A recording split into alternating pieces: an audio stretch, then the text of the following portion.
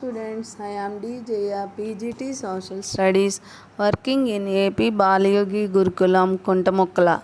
I hope all are you well and safe in home, stay healthy is our present slogan. I think you are following the instruction given by government. In this pandemic situation, we are trying to reach our minds through these online classes and we are trying to not lose our academic year. Okay, children, all of you keep your textbooks and notebooks along with you.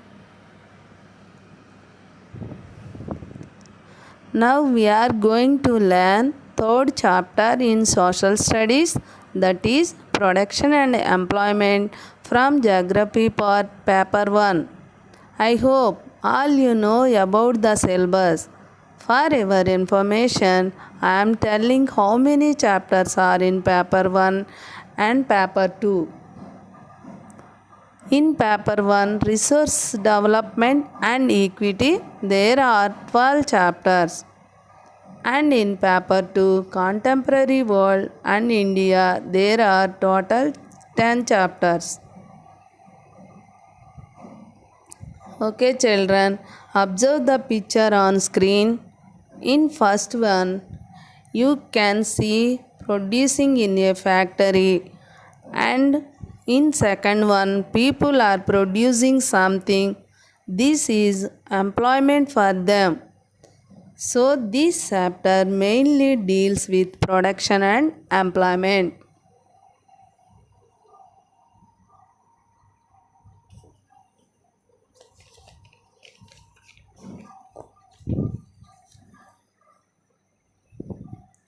Before going to start the lesson, we have to learn some keywords related to this concept. Those are GDP, final good, intermediate good, organized sector, unorganized sector, underemployment, disguised unemployment, and financial year. Okay, children, pause the video and note down the points on the screen. These are very useful to you. I hope all you done. Now I will explain each and every keyword in detail. Now GDP. It is the value of all final goods and services produced within a country during a particular period.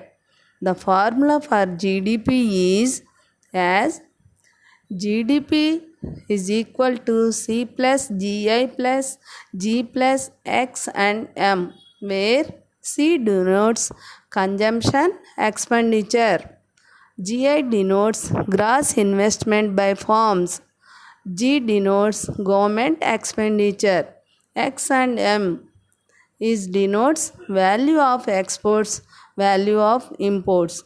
It includes the value of all expenditure within the economy regardless of who earns it. Now final good means a good or service that is consumed by the end user and does not require any further processing. For example, shirt is a final good because we don't use a shirt to make something else. Intermediate good.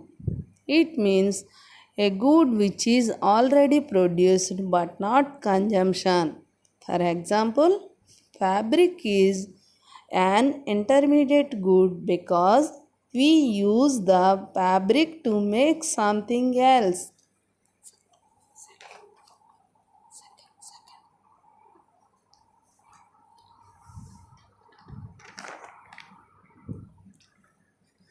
Now, organized sector. It means normally gone by government and it has some sets of rules and regulations which must be followed. Example Indian Railways, Postal and Telegraph. Unorganized sector is largely out of the control of government. It has no rules and regulations and wage levels do not follow defined pattern. These two definitions are important in examination point of view. Okay, children. Now open your textbook, page number 38. Those two stories are best example to understand organized and unorganized sectors. Now the story of Narasimha. Narasimha works in a government office. He attends his office from 9:30 a.m. to 5:30 p.m. He uses his motorbike to travel from house to office, which is about 5 kilometers. He gets his salary regularly at the end of every month. Deposit in his bank account in addition to the salary. He also gets provident fund as per the rules laid down by the government. He also gets medical and other allowances. Narasimha does not go to office on Sundays. This is a paid holiday. When he joined work, he was given an appointment letter stating all the terms and conditions of work. Unorganized sector. The story of Rajeshwari. Rajeshwari is working as construction worker. She goes for work at 7 a.m. and returns home at 7 p.m. She travels about 8 to 10 kilometers daily for work by bus. Construction workers get 1 hour lunch break between 1 p.m. and 2 p.m. She gets work only for 10 to 12 days a month. In the remaining days, she has no work and she does not get any wage. She gets rupees 150 per day as wages. Mostly, she is paid the wages on the spot in the evening. When she works for 3 or 4 days at the same spot, she is paid after the work. She gets more work from February to June. July to January is unseasonal. Rajeshwari is a member of a self-help group in her locality. The government pays some compensation if any or major injury while she is on work. There is no help from the government treatment in accidents while working. She is also part of a group of that works under Mason. There are 6 to 10 workers under each machine.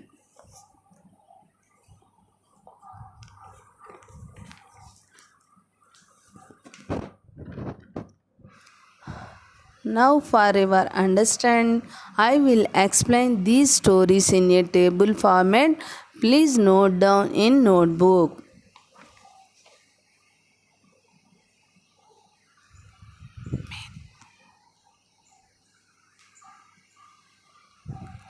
Meaning, the sector in which is the employment terms are fixed and employee have assured work is organized sector. The sector that comprises of small scale employees, enterprises or units and are not registered with the government by various sectors, various acts like Factories Act, Bonus Act, PF Act, Minimum Wages Act, not governed by any act. Government rules strictly followed, not followed. Remuneration regular monthly salary, daily wages. Job security yes, no. Working hours fixed, not fixed. Overtime workers are paid remuneration for overtime, no provision for overtime. Salary of workers as prescribed by the government less than the salary prescribed by the government.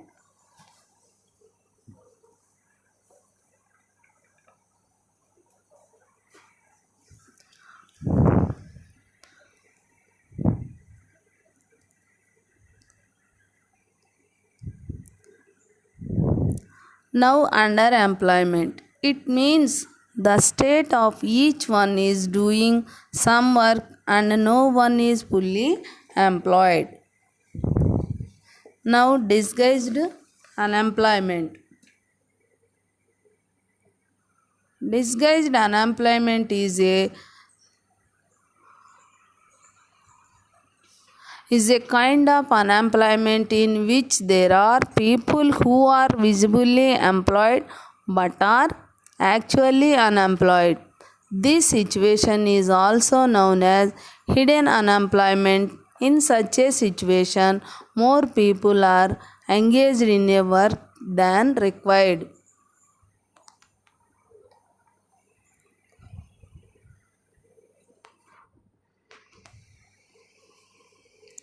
Now, financial year. It means a period of 12 months over which the accounts and taxes of a company or a person are calculated. In general, it is from April 1st to March 31st, like 2019 to 2020. Now we are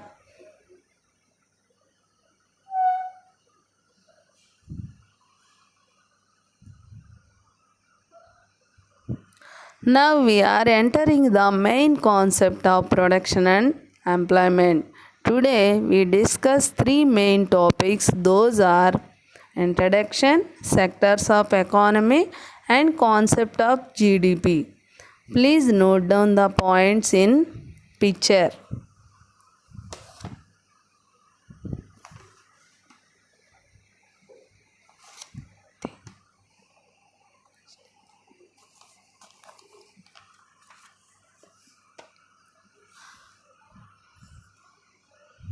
Now production, it is a process of raw material can get converted into valuable goods. Employment means individuals are gainfully engaged in a productive work or services. On the screen, you can observe some factors of production like land, capital, labor, entrepreneurship, and factors employment like resumes, interviews, employment, resources, translate your skills and preferences. Also, you can observe employment and productivity growth from 1947 to 2010 and improvement in employee productivity of different countries. Now move to sectors of economy.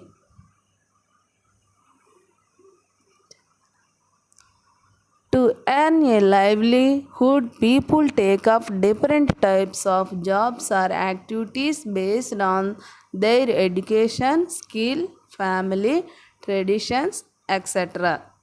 We can classify them into three different sectors of economy. Classifications of sectors: primary, secondary, tertiary. Prime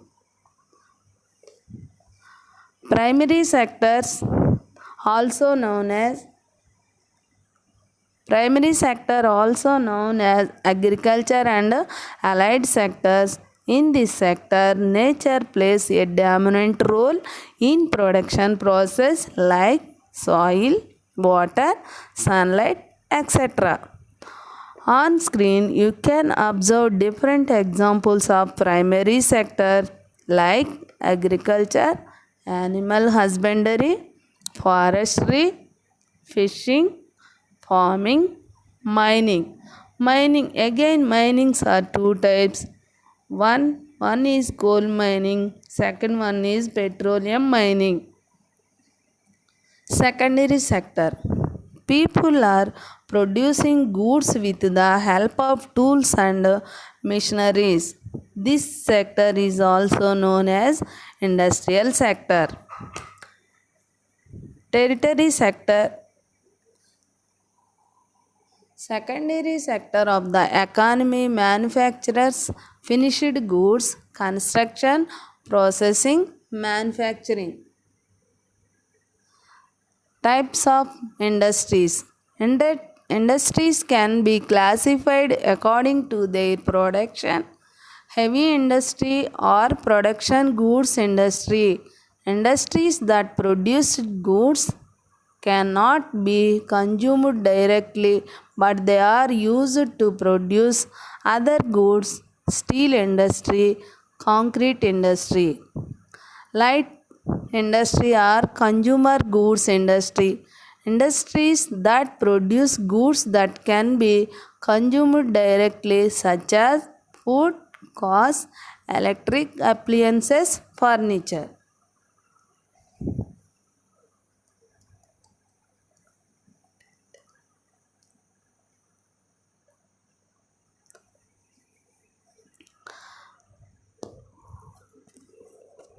Now, people producing service sector.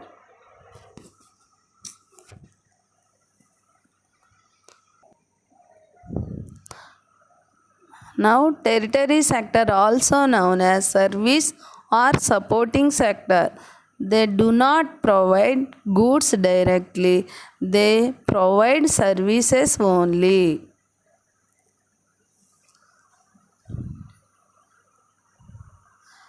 These are service type producers such as bankers, teachers, shop assistants, and transporters.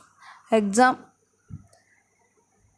Examples are insurance, sales, bank, retail, hospitality, industry, news and media, legal practice, real estate, healthcare, transportation.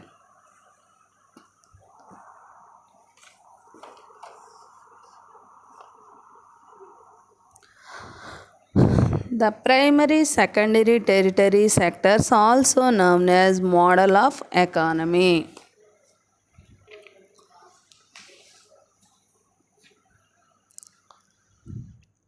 Okay, children, I think all of you understand these sectors of economy. Now open your textbook, page number 28 29. There is a list of occupations under agriculture, industries, service sectors. By the previous knowledge of sectors, you can classify the occupations. For example, tailor stitches blouses, shirts, etc. So that tailor services to the public. So this belongs to service sector. Now in page number 29, there is a table shows the percentage of workers in different sectors. By studying the table, answer the two questions.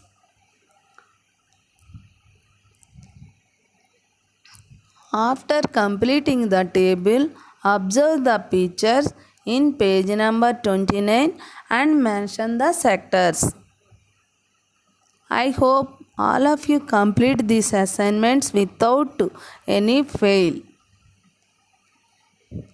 Now move on the next topic, concept of GDP.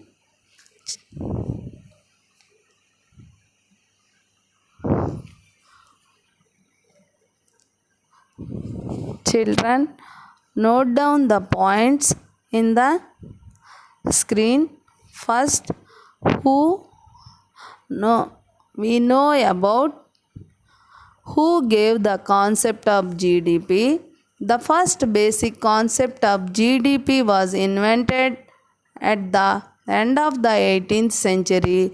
The modern concept was developed by the American economist Simon Kuznets in 1934 and adopted as the main measure of a country's economy at the Bretton Woods Conference in 1944. Now move on to five components of GDP. Note down, children.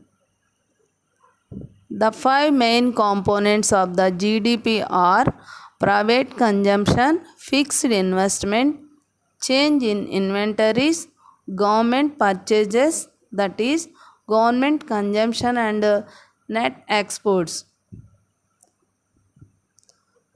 Please note down the highest GDP countries in the world. US $22 trillion, China $13 trillion, Japan $5.3 trillion, Germany $3.5 trillion, and India $2.5 trillion. It is the fifth place of the worldwide. It is mean measurement of comparison with developed, developing, and least developed countries. GDP indicates productivity produced in a country. Now we can define GDP as follows. G for gross means total. D for domestic means within the country. P for products, it means goods and services.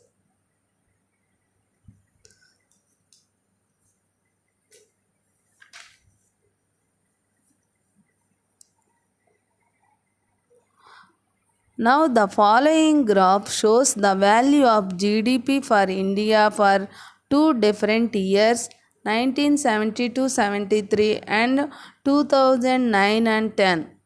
One can compare what kind of increase has taken place in production in the three sectors of economy.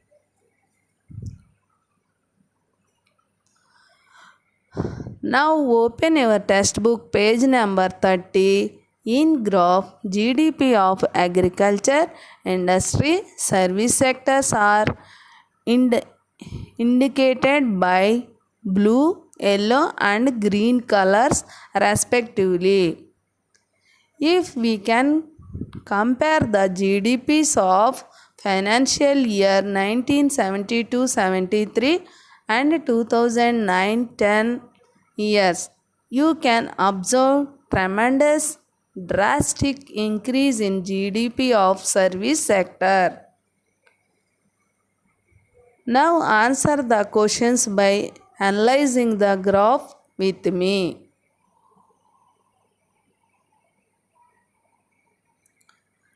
Which was the largest producing sector in 1972-73? Okay, children, observe the graph. Which has highest GDP in 72-73? Yes, you are right. Agriculture. Which was the largest producing sector in 2009-10? Okay, children, observe the graph. Which has highest GDP in 2009-10? Yes, you are absolutely correct. Service sector.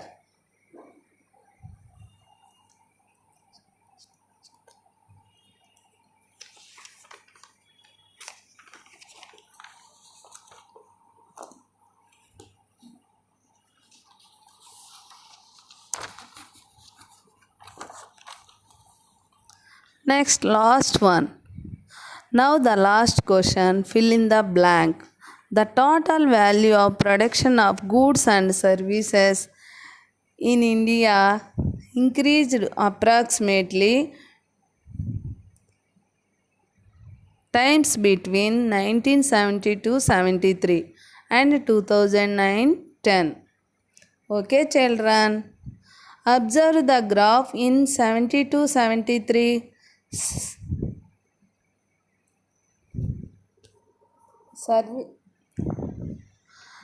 Service sector GDP is 2,09,352 rupees. In 2009 and 10, service sector GDP is 25,78,165 rupees. Now think it is how many times? Yes, you are right. It is 12 times. Okay, children, I hope all of you understand the topics explained today. In today's topic, sectors of economy and organized unorganized sectors are important. Please make notes of them and read well. Okay, children, all of you follow the instruction given by the government and stay home, stay safe, stay healthy. Thank you all. Take care of your health. We will meet again next class.